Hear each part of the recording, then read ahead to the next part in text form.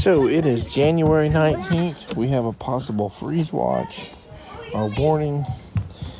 We got a lot of the plants in, not all of them. Anywhere between predictions between 31 and 34 degrees. Let's just do a little.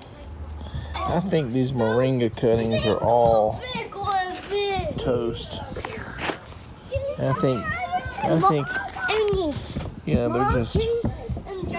I cannot. Let's just pull this out, see if we see any. I mean, it looks a little green at the bottom, but we'll just take them in one more time. I'm not seeing any roots forming. Well, I wasn't going to get all the plants in, but I guess the kids decided to get them all.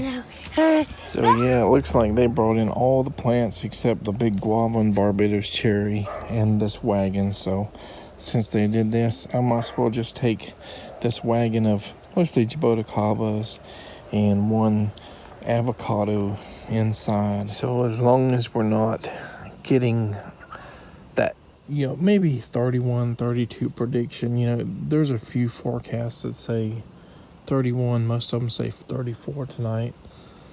I'm hoping that the lowest is 31 and not like 28 or 27, because that probably would majorly damage that Barbados cherry, especially not in the ground. And it could damage that guava as well. Well, I would love to have had like a 2 or 3. God dang, that cat. What are you doing? Scratching me. Darn cats are a nuisance sometimes. You kind of have a love-hate relationship with them. They come in there and they get you good. But I would love to have 2 or 3 mild winters just to get everything hardened off, like avocados and a variety, like maybe the white sapotes and a microclimate and other things like that. But you just can't predict what's going to happen. This is possibly the first time we've had icicles since my kids have been born, possibly for 10, 15 years. I don't remember the last time I seen icicles, but growing up in north central Florida as a kid, I remember like almost every winter we had icicles on our roofs, and we had our big giant, almost Olympic size swimming pool that had like, half inch, 3/4 inch of ice on top, and we'd jump in and break that ice and 30 plus degrees outside, and we were just swimming in the cold weather. And definitely starting to worry about my Suriname cherry here. This prolonged periods of cold and stuff. And the Sugar Bell Tangelo is really looking rough now, so it may not make it. So yeah, it's kind of sad seeing that we could potentially be losing at least 2 of those plants. And the mountain soursop is looking very bad. Probably the jackfruit that we put in the ground. Don't know what the dragon fruit we have, and that's kind of low to the ground is how it's looking yet, because I haven't really looked hard. And the Sugar Bell, if it just had a couple years in the ground with some mild winters, it'd probably be more hardened off. But it's January 20th, and now we got this Siberian blast, Siberian storm, winter storm coming. And it could be sleet, it could be ice, it could be snow, or freezing rain. For Tuesday, tomorrow, my kids go to school. At least one of them goes to school in VPK. And today, which is Martin Luther King Day, they were having a hurricane day for regular school kids. So, the time they took off during that hurricane or hurricanes, they missed just so many days that they were making a makeup day for MLK Junior Day. But they weren't going to do wraparound care, which is after school care. And I think maybe some parents or something got upset. So I think they're going to do some tomorrow. But we don't do wraparound care, so it's not going to affect us. I'm going to try my best to get him to school, VPK tomorrow. And that darn dog is barking and driving me crazy. Anyway, we'll probably not take them to school on Wednesday because Tuesday night and Wednesday morning up until like 1 p.m. on Wednesday, we're in that really bad winter storm warning, and I'm assuming that all the schools around here, they're not used to driving on ice or anything like that. They're probably going to be closed. They don't want their bus drivers out and just people wrecking all over the road here in Florida. We are back into that 29 or so degree warning again. Things just go up, down. Every 10 or 12 hours, the forecast goes up and down. Looks like the high today is 49 degrees. Now, look at that. Thursday, 27, Friday, 26 degrees. It looks like we're going to be keeping these plants in for a while. And check this out. I think this is the last white sapote that has sprouted. And look at there, it's already got 3 from a single seed. Those white sapotes there where I put the 6 seeds, the original 5 of them are out. 1 of them is still green, and it seems like it's alive and just waiting to get enough strength, or maybe for that hole to loosen up, weaken, deteriorate, break down, and I think it's going to sprout. But I think every single one in the containers that are single have sprouted now, and we got at least 2 that are potentially polyembryonic. Here's that other one with the dual sprout from the single seed. Do you think it's going to snow tonight? Yes. Are you sure? Yeah. What time they say it's going to snow? Huh? I can't remember. Like 2 a.m. possibly? Yeah, probably. I don't know. What time, JJ? 3 a.m. What is that all over your face? Is that chocolate or something? Yeah, from cinnamon buns. Cinnamon buns. Wow. So it is around 37 degrees tonight. There's that Siberian blizzard or whatever, winter storm coming. It was a winter storm warning between 7 p.m., which is probably about 9 p.m. now, till 1 p.m. tomorrow. Windy, slightly windy, 5 miles per hour or so, 37 degrees. Been raining very lightly for hours, so we're looking at that water coming off of the roof. When it hits a certain temperature, hopefully it'll make some icicles so the kids can see icicles for the first time in their lives. Depending on the report, no snow, 34% snow and 49% snow between 2 or 3 a.m. tonight and tomorrow at around 5 or so a.m. We'll see. It is January 23rd, and we obviously didn't get snow, or I would have filmed, videoed it, whether it had been at 2 a.m. or 3 a.m. when they were predicting it. And I think this morning they said there was a very slight chance at like 7 a.m. somewhere in my county that could get snow flurries. Don't know if that happened. Then we got another warning, I think last night, that tonight was supposed to be 25 degrees. Now 27, 28, 29. And then tomorrow was going to be 25. And now I don't know what it's going to be. Oh my gosh. Weather. I guess if we were in Tennessee, this wouldn't be a big deal, or maybe northern Georgia or something. But this unpredictable winter here in north central Florida, it's just crazy. And still no icicles or anything. Didn't see any ice forming after all that rain and cold weather.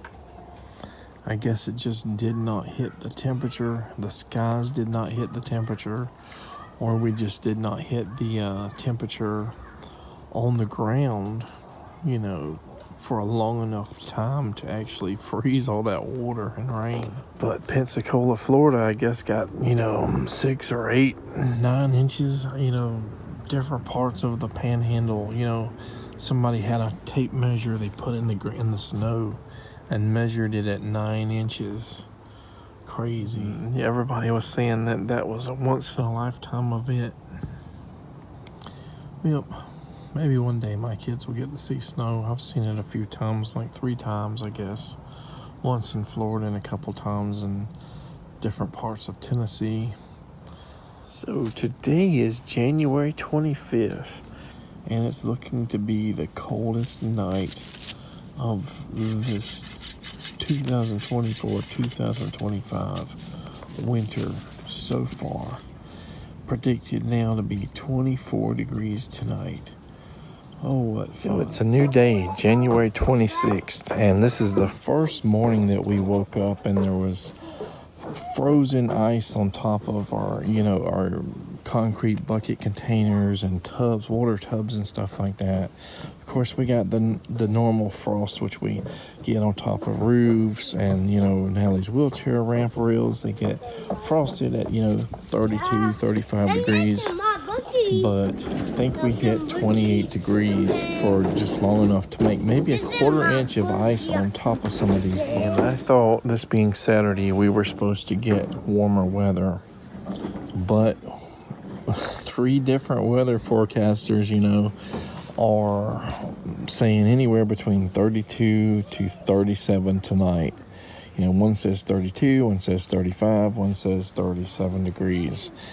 So maybe one more cold night, and then hopefully we can get many, if not all, of those plants outside more to get some sunshine, water, rain, or whatever. So it's hard to tell what's going to be damaged or killed. I mean, my take on things, my experience with things is that sometimes things look dead immediately and you think they're dead. Sometimes they come back from the roots. Hopefully that's not something grafted like those Suriname cherries, that black Suriname cherry that we planted a year and a half ago or whatever. It looks bad. I'm not going to show it to you because I already showed it to you after those last little frost events. And then there are trees or plants that don't show any signs of stress, like right after a freeze or a frost or a series of those. And then all of a sudden, weeks or months later, they go into a major decline. I've seen like citrus maybe ripen up or, do one more flower and fruit or something, in survival mode and try to put fruit out, because that's what a lot of plants do, is they go into survival mode after some kind of event traumatizes that plant. Other times it's just, a few weeks, few months, boom, decline and dead, and that's it. That's all she wrote. It would be nice if everything survived, thrived, and fruited for a long period of time.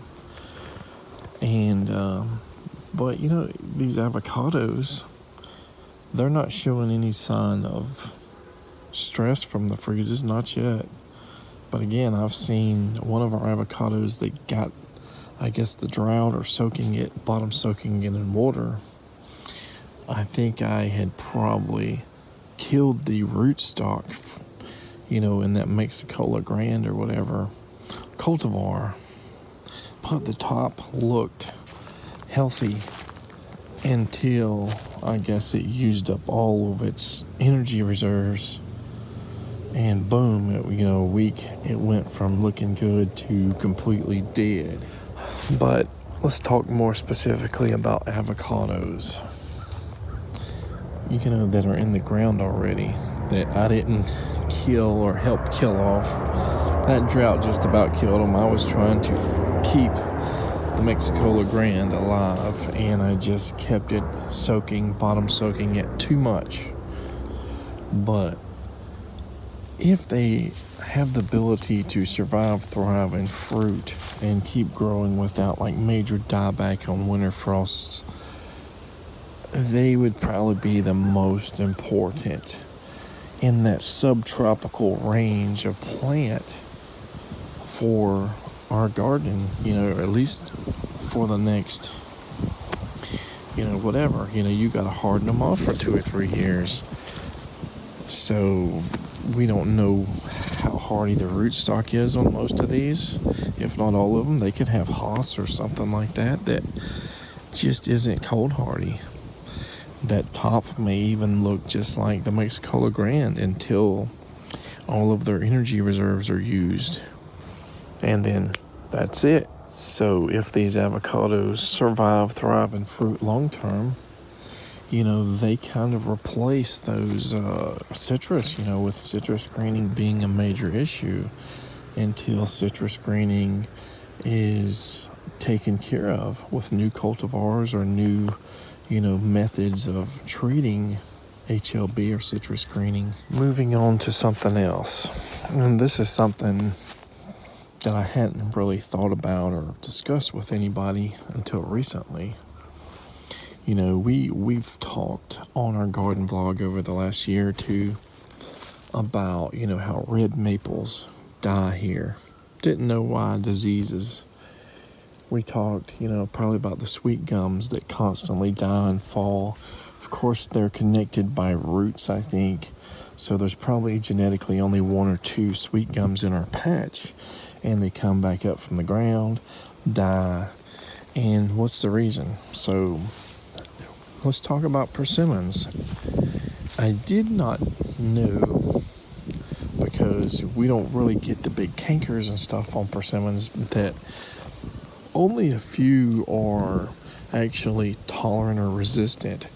There have been these 10-year plantings with a number 10, 20, something like that, of cultivars that studied, long-term survival of them. And some of them, just a couple, 2 or 3 maybe, had 100% survival rate. And the lowest survival rate in 10 years was 25%. So when we did our Tananashi persimmon many years ago, we noticed like a lot of limb dieback. Sometimes 70-80% of the limbs would die, and it looked like the tree was dying. And we thought, we're in too rich of a ground and had a lot of fruit drop on that specific tree. And after maybe 25 or so years, maybe 30, that tree died completely. It just, the limbs, it just didn't come back one year. And now we're getting some issues with like a, 12 to 15-year-old giant Fuyu persimmon, where so many of these limbs were dying, and we did not get a good harvest this year at all. So we're going through that same issue, and I finally talked to 1 or 2 people. One of them, I think, was a UF professor of horticulture or something, and he said bot canker. So there's a bunch of different bot cankers, but it kind of makes sense that we're having these red maples, get diseased and die. We're having these sweet gums getting diseased and dying, and the persimmons. So I guess there's a bunch of maintenance and pruning techniques to help, this bot canker actually gets introduced somehow through a scar or something. And I really generally don't prune my persimmon trees, but something happens. It could be a bad storm, maybe just crack the bark as it, whips around 70, 80 mile per hour winds, or something happens and stresses the plant out. So then this bot canker can get introduced, the tree can get infected. And the guy told me that they usually get infected at a very young age. So even with these 10-year plantings and saying this one's the most resistant, it really doesn't seem like that is a long production time, And when I Google Asian or khaki persimmons, it says they should be productive for 30 to 50 years. Not really 15 years before they give you problems. So it seems likely that is the source, though. And, sterilizing your equipment, yada, yada. But then again, like I said, I do not really prune my persimmon trees. I put them out in the ground, and if they survive, that's good. Seijo or Saijo is supposed to be one that's pretty resistant, and I got one, and that's one of my favorites. So I hope that, it's probably getting around that 10-year time frame now that it's aged. I really hope that it doesn't get infected. And, another nursery guy, a really old man that does a lot of grafting and stuff, told me, you got to learn to graft with persimmons. As long as you learn to graft and get your seeds and whatever, and get successful with it, then you'll always have backups. Again, it's hard to imagine, if I think of a peach tree that I've never had good luck with one living and thriving and producing good quality fruit more than 2 or 3 years. My father had one that might have lasted 8 years, and it was like great. But there's peach orchards 2 or 3 states north of us that have giant trees, years and years and years of production, and the humidity and all, and you're in a wet area, just isn't good for a lot of trees. When David the Good said, north or north central Florida is like the worst place to grow stuff, there's just so many fungal diseases here, and not warm enough to do their tropical mangoes and stuff, and not cold enough to do cherries and a lot of the apples and a lot of the other stuff like that. So mix that with the fungal issues, the fungal diseases, and you got major problems trying to grow stuff. So if you're not pruning your trees and introducing this infection on your own, so what else do you do? I mean, get the cultivars, they say, that has 75 to 100% survival rate over a 10-year period.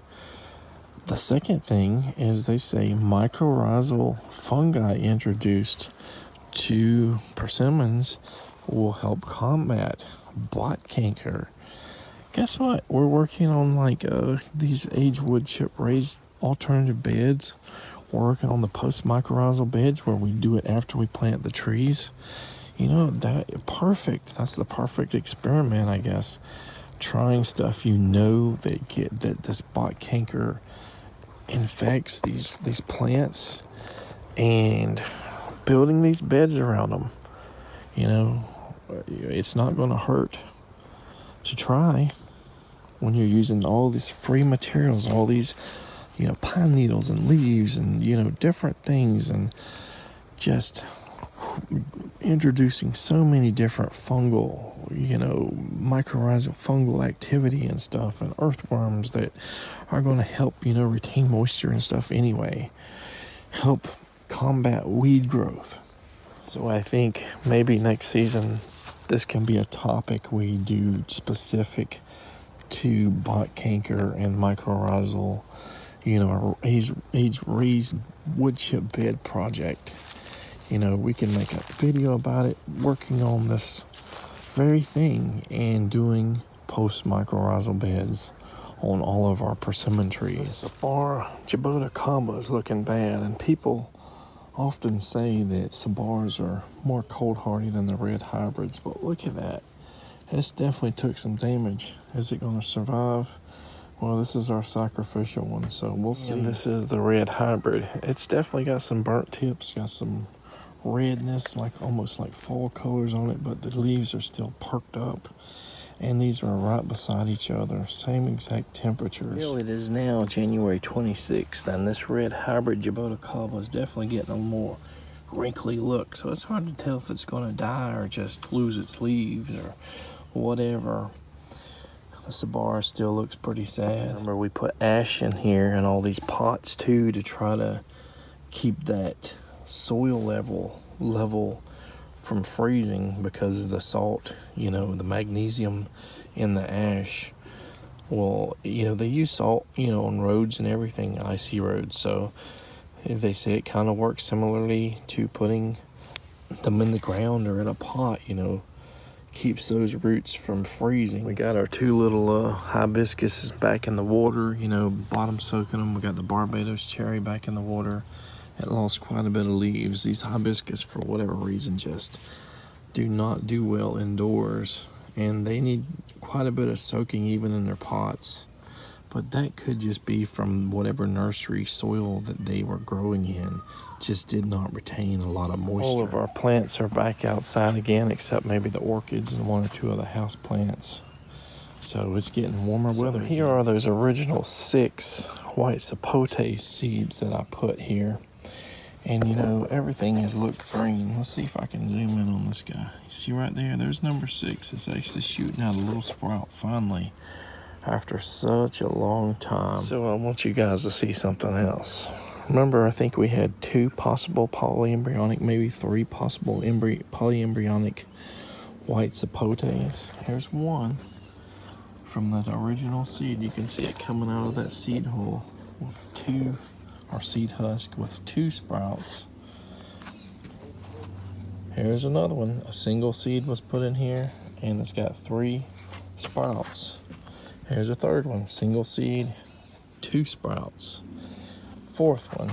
Looks like there are 3 sprouts there from the single seed we put in there.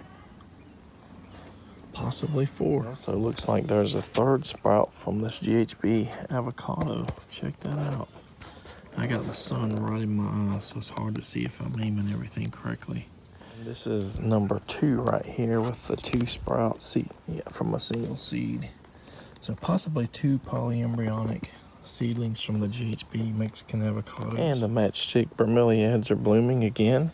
I don't know if this cold weather just put them in stress mode and they want to bloom more or what. And unfortunately, our papaya seedlings, there must have been 100, 200 in these 2. Most of them have died. You know, indoors, too much dehumidification going on with the fans, the AC, the heater. Possibly got a little bit of frost on them as well outside. So be lucky if we get like 5 or 10 of these guys to survive. Let's go ahead and pinch a few tops off of some of these GHB avocados. Now, a lot of them have already been pinched once, and they create a little bit of a bushing there. So let's just go over here and pinch another one. Pinch another one. And have them bush out more. Here's one that's kind of spindly growing. Let's go ahead and pinch that guy. Pinch this guy. Get this guy really small. Pinch at the top. There we go. Yeah, pinch these guys. Do this one just a hair there. And I didn't do them all on camera. I did a lot of them off of camera. But I think that's about it. Today is January 28th, 2025. And this morning we're going around looking at pawpaws and to see where we could put another graft, you know. This is a KSU Atwood on this top here. These guys are too small here, but there'd be a nice graft there. So I actually filmed a lot more, and I decided to go ahead and delete it because I just kind of rambled on boringly, which is probably boring to you guys anyway. But we were looking for scion to see where we can put scion wood on various pawpaw seedlings and stuff. And we're also going to be taking some of the cuttings from our grafted and the oldest Tennessee seedling, and the Florida Panhandle seedling, and kind of trade or give them to some people locally that want to experiment with them. I think we have somewhere between like 16 and maybe 18 or 19 potential seedling root stocks or root suckers to graft new scion wood onto. And when we actually take cuttings from our grafted varieties, that leaves a spot where you cut it or something else can go. So we're just trying to gauge how much stuff we have, root stock material to graft onto. If we get more than maybe what we plan to get, I would probably calculate it based on you get 2 to 3 cuts, 2 to 3 viable pieces of scion grafting material in each long stick. So just multiply 2.5 times how much, different varieties you want to get. So when then I was going to talk about how wetlands zone 1 the plans may change a little bit with that. We still kind of want to go with American persimmons and stuff. We never did the sugarcane. We had 2 grafted varieties, American persimmons.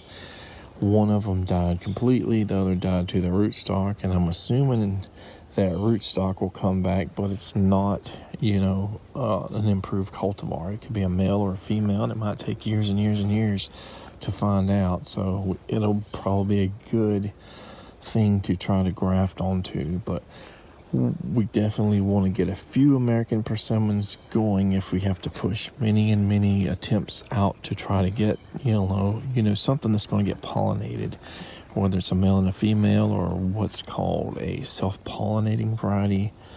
you never know, because autumn olives are supposedly self-pollinating, but they flower here and they don't fruit. So I take that with a grain of salt when somebody says something is self-pollinating when the trees themselves normally aren't. So my new kind of idea is to put a pawpaw thicket, grove, whatever you want, just a patch, just a self-starting patch. Get 2 or 3 or 5 genetically different plants, whether seedlings or grafted varieties. Put them somewhere. Hopefully they survive, and just let them form a thicket, unmanaged, unless we have a little trail to walk through or whatever.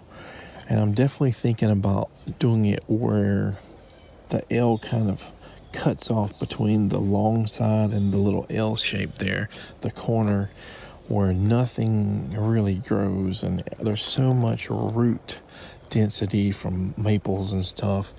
And we may actually have to do like a raised bed to start some seedlings or grafted types in there. And just, this would be a long-term project, that you just set it and forget it. And it doesn't matter if they pop up in places you don't plan, as long as you don't have them pop up in your trail, your walkway, or whatever. Will they even survive in that area where a lot of plants have not? That area is already, it would be an understory area, because everything is shaded quite a bit with maples. Red maples get disease pretty frequently here, possibly with that bot canker that goes around and kills sweet gums and other stuff, persimmons, and I'm sure a lot of other things that we haven't even taken notice to. Something randomly dies or just goes in decline for a couple years. But this, like I said, this is nothing else is being used.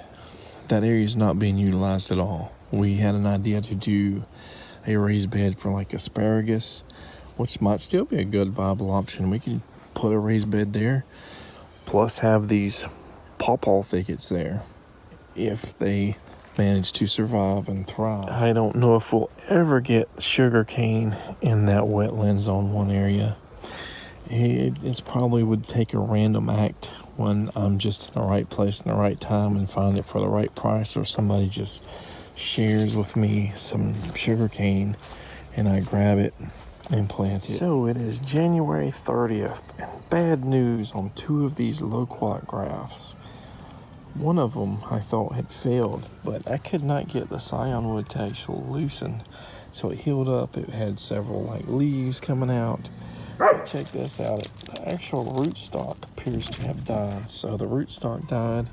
Remember, we yanked these guys up directly from the ground, grafted, and put them in the pot. And is there any life left? Doesn't look like it. Maybe it'll come back from the ground, but maybe this will be the last time we actually graft immediately after yanking it up. Maybe you get some healthy rootstock that is growing in a pot already and graft onto that. And this is number 2. The rootstock on this guy is actually alive, or it seems to be. But we got that cold weather, and that does not appear to be in very good condition. So maybe that guy will shoot some new shoots out, and we can use this one as rootstock later on. Well, it is February 3rd, and it's been several days since I've done any videoing. But check out what I found. I got kids screaming in the house, so they're kind of distracting me from talking. But Christmas loquat, grafted loquat, probably about 4.5, 5 foot tall. Maybe 4.5 if you put it in the ground versus the bucket here. Pretty good price at Home Depot, I think $39. So, this variety Christmas is not super rare. They're kind of all over, but at that size and price, and considering I don't have to try to graft, get scion wood and graft to rootstock and potentially have failures for whatever reason. We'll have a pretty much ready-made mother tree that's got lots of branching and stuff. Check that out. I mean, this is super green wood, so I don't know if I would graft, with cuttings directly from that softwood now, but when it hardens up a little bit, maybe in a month or two, it might be a really good thing to try to propagate, put on some seedlings and see what happens. It is February 4th, and my back camera on my phone is going crazy. As you can see, it kind of jittering back and forth. So when we zoom completely out, it's a little bit less noticeable. But I don't know if we're going to finish these updates over the next month or so with this camera and try to get a new camera lens or different phone, or how we're going to do this. I've reset the phone, I've updated the software, cleaned the lens and everything, so it must be some kind of hardware, stabilizer malfunction. So I don't even know if this phone is worth what it's going to get, cost to get the camera fixed versus just going to another phone that I have that's a little bit more up to date, that just needs a battery. So the batteries are about $50, I think, and I don't know how much it's going to cost to get a new camera lens on this iPhone 8. So it looks like every single one of my papayas in this bucket are dead, and this one, there's like 2 that are showing signs of life. So 100 plus seedlings, possibly 2 survivors, unless something else just shoots up from the ground, but I highly doubt it. So this wasn't even worth the effort of trying to bring these in, and just something about being indoors, they just did not like it. The lack of humidity, too much water being sucked out of the plants from the AC, heat, fans. Yeah, that's a big failure there. I can even see a lot of death and dieback on these star fruits. They don't like probably being in a small container where they dry out a little bit easier, bunched up inside. We started with like 14 seedlings and was planning to put them in individual pots after the threat of freezes were over.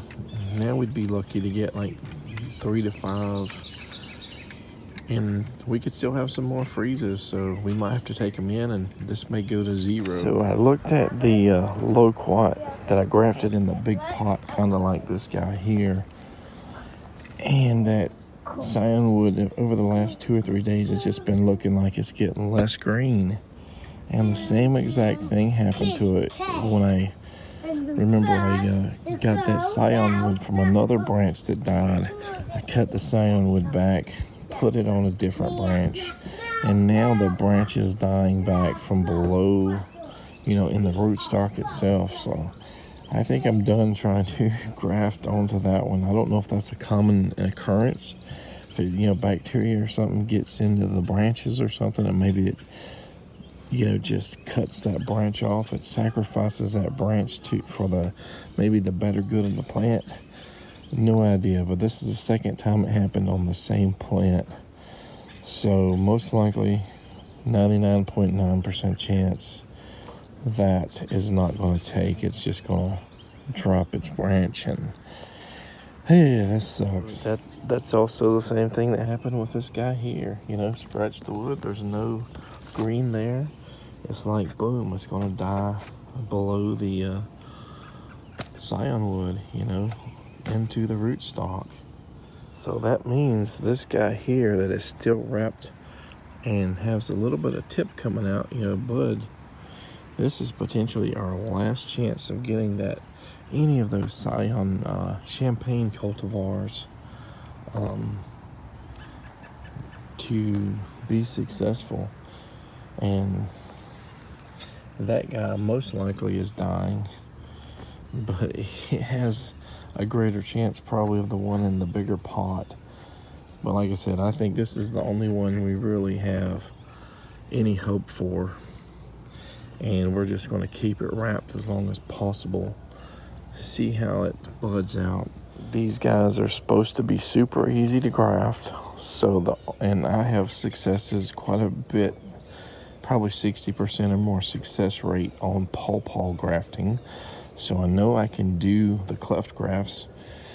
So the only thing I can think is we're doing it out of season. You know, they do it in the winter in South Florida, but it's not as cold. So the cold weather, and then they have sometimes problems with the summer heat. So the hottest and coldest parts, you know, of the year may be a big problem in North and North Central Florida for loquat grafting.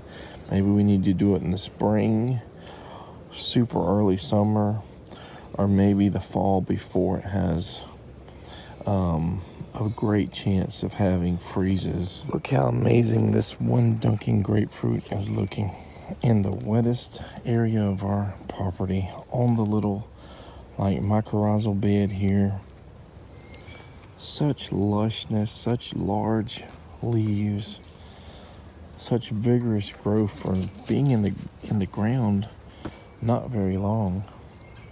Our other Dunkin', which we planted kind of on a hill, is just doing terribly in comparison. Well, it is February 6th, and a lot of the mulberries are leafing out already. Hopefully we don't get a late freeze or something. And you know, we can get freezes up into March that would just like wipe those out. And I can look here and tell that it's blooming as well, that Illinois everbearing right there. As you can see, the Chiang Mai 60 there that I rooted is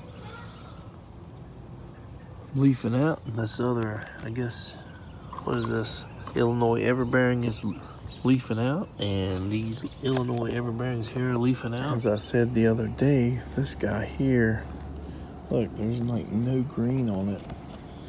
This guy here, the Scionwood here from this champagne, has green on it, but I don't know if it's too spent to retry to graft onto another seedling. Maybe it's worth a shot, I don't know. But the limbs keep dying every time I graft onto this one, and look, this guy's nice and green here. It is still February 6th, but I kind of got up this morning knowing it was going to be a busy day, but I figured I could get out and do some filming, some talking. Didn't really get anything done because you hear that door just open and close. Kids have been driving me crazy. Just about impossible to focus on anything. It doesn't matter where I go in this yard. They're screaming for me or walking up to me while I'm trying to... What? I think Charles peed in He peed in Mama's cup. See? This is crazy. No, I need to hold this cat. It is the next day, February 7th. We're getting in that time of year where there's a ton of dew on the ground in the morning. So if your grass, even though it's growing slowly, is even a little bit high, you scrape your shoes and whatever against them, they just soak up that water, which is, in my opinion, a very unpleasant experience. For now, it's not a good idea, I'll just say, to buy clearance orange juice and stuff like that. Quick sales. I usually don't have a problem with quick sales at like Winn-Dixie, grocery stores and stuff, and this is the second orange juice I bought. The first one was good. It was in like a white container, but these clear container ones, I don't know, maybe they just go bad faster because I took it directly from the store, opened it up, it was a little off, and I may have been able to take it back, but I didn't. It wasn't so bad until like a day or two later. As you can see, we didn't drink hardly any of it, and it went bad, really bad fast. But it's not going to waste. Let's put it into one of our little stink order buckets. There's a lot of flies in this one. It needs some liquid. So all those sugars and vitamins and stuff will be incorporated into the mix. So what we have here is that graft, that Scionwood we tried twice to graft onto that big potted loquat, and it doesn't look the greatest, but there is green on it. So we're going to try to graft onto a healthy looking one that has some growth way at the bottom, so that when we chop it at the top to graft, if it fails or if it succeeds, maybe it's because the bottom area is mothering that, the leaves and stuff are providing, sunlight and nutrition while it heals over. But also, if it fails, we can graft it somewhere else, just slightly below where we're grafting this one. And this is not a large diameter. Even the top area here, maybe even slightly larger, but it's close enough, I think, that we should hopefully be able to get at least one side on that cleft graft connected. If there's enough green material here, we'll see when we start cutting into this guy. As you can see, the rootstock died. There's no green on that rootstock there. I cut it down almost to the last little bud, and there's so much dieback on it, even though there's a little bit of green. Probably no way that's gonna take. I decided to put it on a less vigorous one, but with at least one nice healthy leaf there, which is very close to get that little bud in there. But again, I think probably 99% chance that is not going to survive. So we'll use our better piece with better scion wood to give it a better chance. But I guess we'll see what happens. I'm definitely glad I did not wrap that scion wood, because it was like 5-6 inches, and I would have had to take all the wrapping off of it just to find a little sliver of green. A lot of the loquats that we just yanked out of the ground, including many of them that look like they started to recover okay, are still looking pretty poor. A lot of brown, possibly death. So maybe we need to get them more established in the pots before we actually waste money putting scion wood on something that's potentially, in decline anyway. Maybe we need to make sure that they're doing good, they're healthy, they're vigorous, and make sure that they have some bottom leaves, that's going to mother or nurture the top portion for a little while until the graft takes off really well. So today is February 9th, and we've been having at least 3 days, maybe a little bit longer, of warm weather, warm spring-like weather, even though winter is really not over. We could still potentially get 2 or 3, maybe more frosts and freezes. But, it just kind of sucks that we're kind of financially strapped right now. Or we'd probably be out buying flowers and plants and trees. It's just so sunny and nice out. This is the perfect weather for gardening. We got, a hard enough freeze or two this season to possibly have killed our pumpkin squash.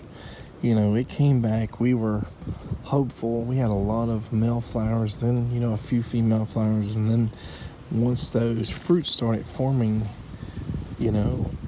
after a while, we had several female flowers that just died, and then we had some fruit forming, and then cold weather zapped them. And then, a couple more cold weather frosts and freezes, and there's no sign of life, at least right now. They could still come back, possibly, spring, summer. But we have our seeds from our original batch, about 2 years ago.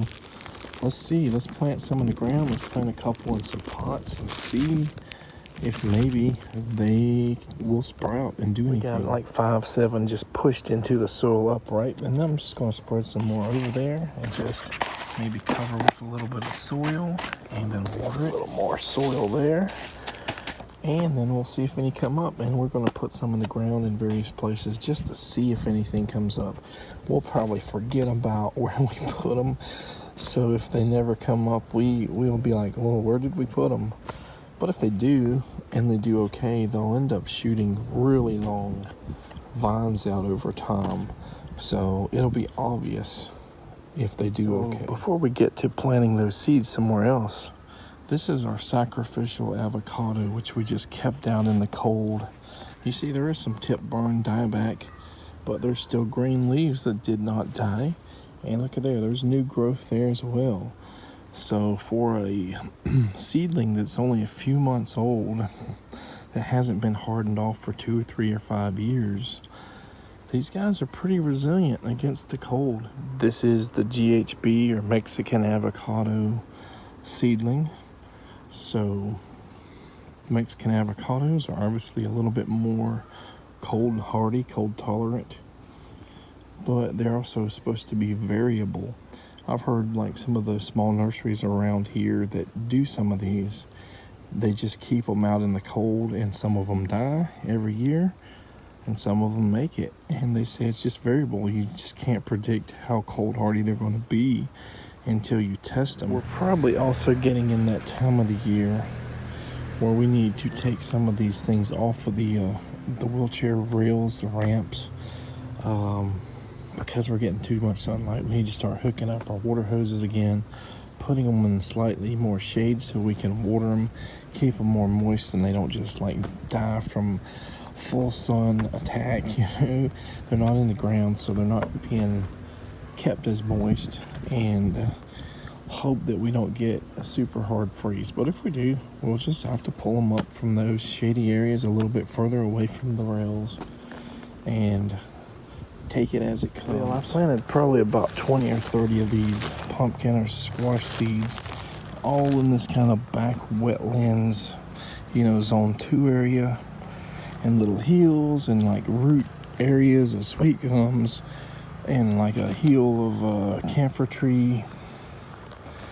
Just a variety of little places that were just slightly raised up above this swamp line, I guess you would say. And I just put some under these pine trees, so I kind of wanted to keep it close to tall trees and fences and stuff, and a little bit more away from our main shrubs and small plants and trees that we don't want to be overtaken.